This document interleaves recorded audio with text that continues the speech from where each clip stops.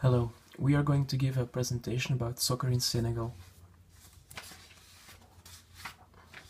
We're going to start with a brief introduction, followed up with the material aspect, then the spiritual aspect, then we're going to link Senegal with the course in the conceptual framework, and we'll end the presentation with a conclusion. The introduction. The intercultural encounter in this report is about the game soccer and how it is played in Senegal.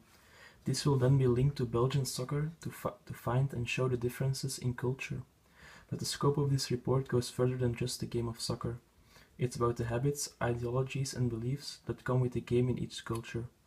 At the end of this report, we hope to have shown you many interesting and maybe shocking or strange details about soccer in Senegalese culture.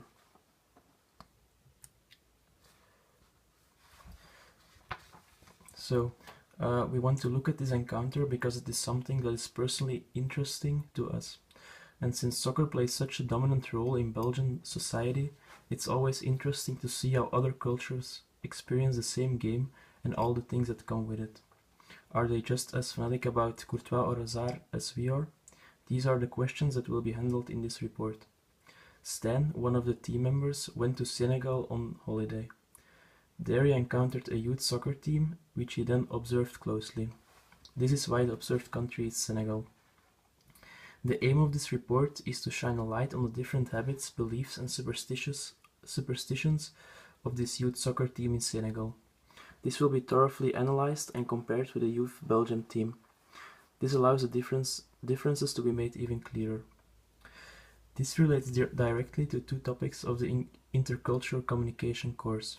These two topics are identity and representation. The identity of the Senegalese soccer team will be shown and made clear. This will consequently alter the view of the readers and therefore change the representation Senegal has in Western thinking. Going over to the material aspect. Senegal is different from Belgium in various ways.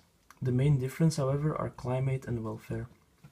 If you play an official youth match in Belgium, you expect a playable rectangular field with official dimensions, approximately 100 by 60 meters, generally consisting out of short-cut grass. Each field has to be outlined by chalk lines, which divide the field perfectly in half and mark the penalty area precisely. First of all, the climate in Senegal doesn't allow proper grass to grow, so almost every field consists out of loose sand. Of course, there are some soccer fields with grass, but they need constant watering, which is almost impossible due to a lack of water and insufficient equipment. The match we have documentation of was played on a field of approximately 80 by 120 meters in very loose sand with no clear boundaries, which made it almost unplayable. Considering the field is a lot bigger than the ones we are used to, and loose sand and a warmer climate are way more exhausting, it's almost impossible for us to imagine playing an official match like this. Secondly, we noticed some differences considering the outfit of the players during the game. In Belgium, every team, whether it's a youth team or not, has its own outfit, existing of the same shirt, shorts and socks for everyone. In Senegal, each team needs to make sure every member has a matching outfit. But since there aren't enough resources to pay for one unique outfit, they often play with outfits they received from charity. This results in a mix of similar outfits. The referee had no official outfit at all. He wore a shirt of a Barcelona player named Lionel Messi. In Belgium, when you are thirsty, there are plenty of water bottles to drink from. If all bottles happen to be empty, you can fill your bottle with drinkable tap water in every canteen. This isn't the case in Senegal, where tap water isn't drinkable in the first place. During the short break between two halves, one of the teams had no drinking water at their disposition at all, while the other team had some small water bags. There was also no canteen in the neighborhood and also no dressing room or bench to sit on for the substitutes.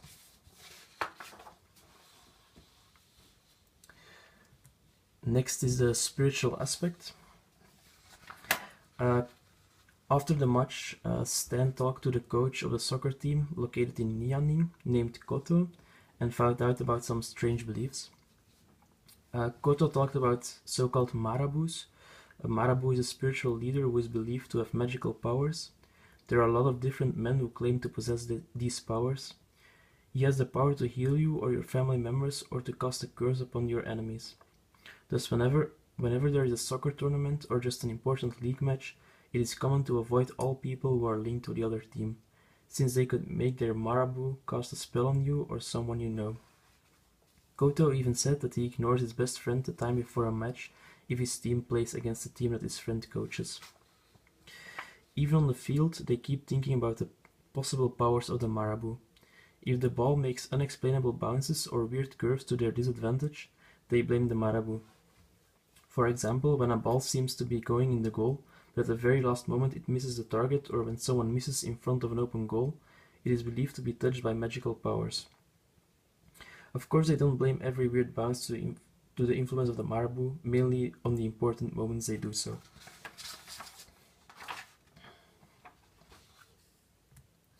Next up is the conceptual framework. During the course, we have seen, among others, two topics, identity and representation, that are the base of the conceptual framework.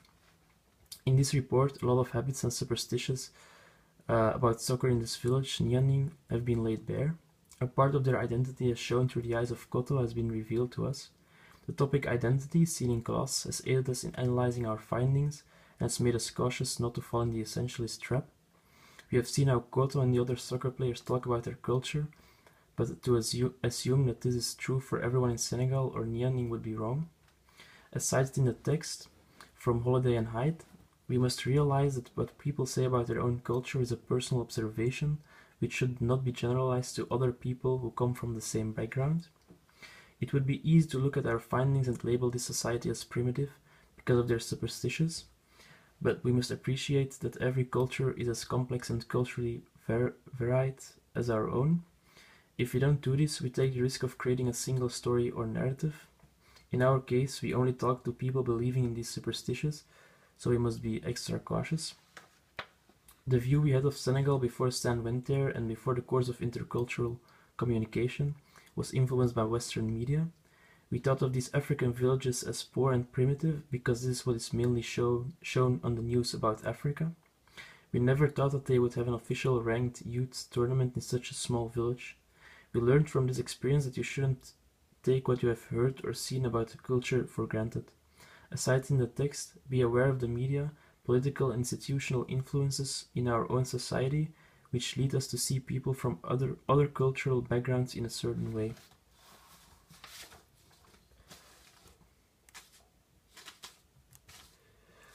And to end the presentation with a conclusion, we're going to divide the conclusion into three different parts, starting with a summary of what we hope to show. At the start, our goal was to show the behavior of people at the game of soccer in Belgium, which we expanded to the difference in culture between a soccer game in Belgium and one in Senegal. We wanted to make people aware that there are serious differences both in culture and how the game's actually being played. Then next, in the next part, we'd like to discuss the findings we have reached thanks to the investigation of the encounter. The first thing that really stood out were the material differences. This had mostly to do with the welfare and the climate of Senegal. But to give a concrete answer on our research question, we can say that the Belgians are better equipped in comparison with the people of Senegal, in a way that Belgians have better fields and balls. The second thing that we found interesting was the difference in beliefs.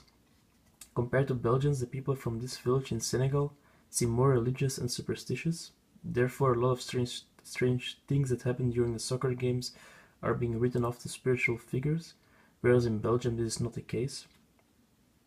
And lastly, we'd like to draw a useful lesson from the intercultural exploration and pass it on to the readers. So for everyone who is about to experience an intercultural encounter, do not fall in the essentialist trap. Appreciate that every culture is complex and culturally different, just as we didn't judge or generalize people from Senegal on their beliefs and habits, so neither should you.